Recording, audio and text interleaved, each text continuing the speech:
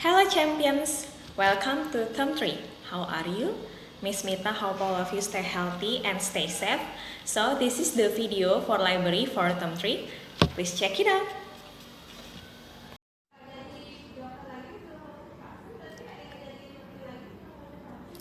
Okay champions, for today Miss Mita will read an ebook about this, how to transfer your ideas into software products.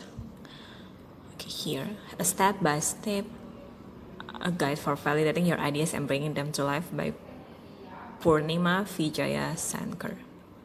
Copyright dedication to everyone out there who has an idea and to those who support them in bringing that idea to life.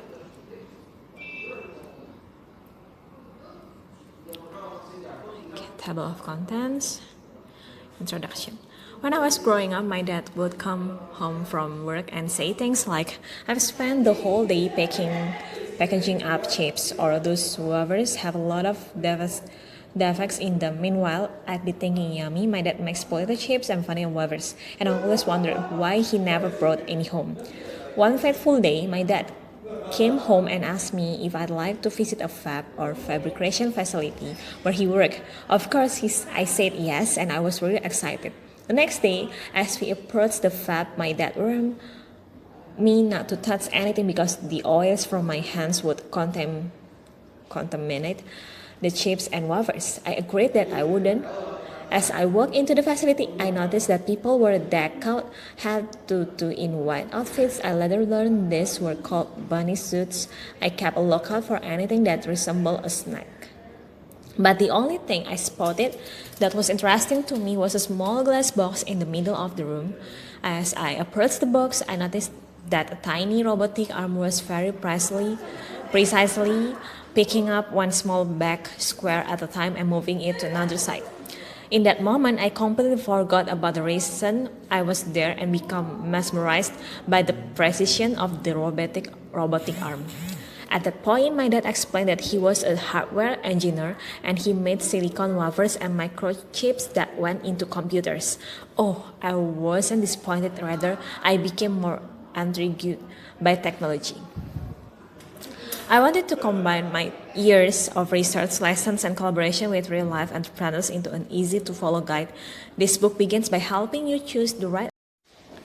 What is idea validation? Is the process of 1. Sharing an idea with others, getting instructive feedback, and parsing responses to find common themes.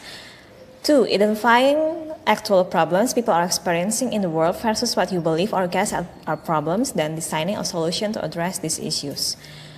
3. Figuring out who is experiencing the problem and whether your solution will solve it for them. 4. Making sure those who want your solution will also value it by paying for it.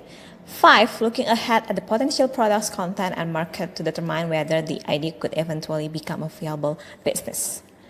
Why should idea validation happen real early? An idea doesn't equal a product, and having a product doesn't mean people will want it. Having built software for the past 10 years in Silicon Valley, I've noticed that most people who want to build software products take the trial and error approach. And I've met countless people who came up with an idea and jump right into building it. The results are almost always the same. It's unclear whom the product is for, what the benefits are, and whether it's actually worth anything. The product gets low sign-up rates, and often the people who do sign up are unwilling to pay for it. Eventually, this leads the creator of the product to lose sight of their original vision, lose motivation, and wind up regretting their decision to create a product in the first place. They've spent countless hours, weeks, months, and maybe even years on this idea, and have invested resources and energy into it. They learn the hard way that the trial and error approach is time-consuming and expensive, and they could have avoided this by taking time upfront to validate their ideas.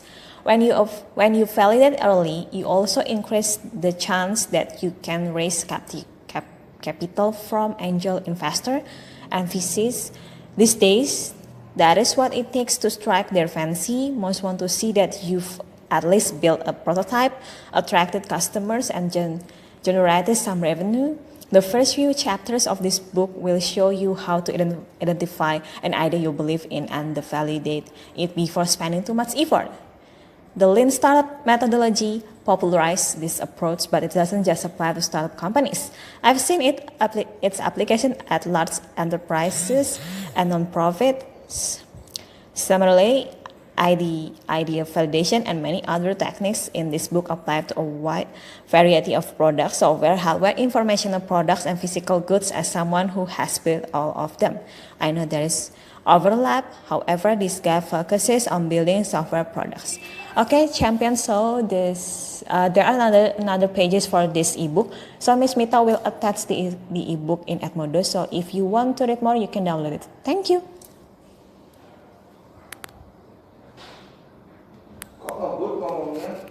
Okay, champions, so that is the video for library. Miss Mita hope all of you like and enjoy the video. Remember, stay healthy and stay safe. God bless you. See you.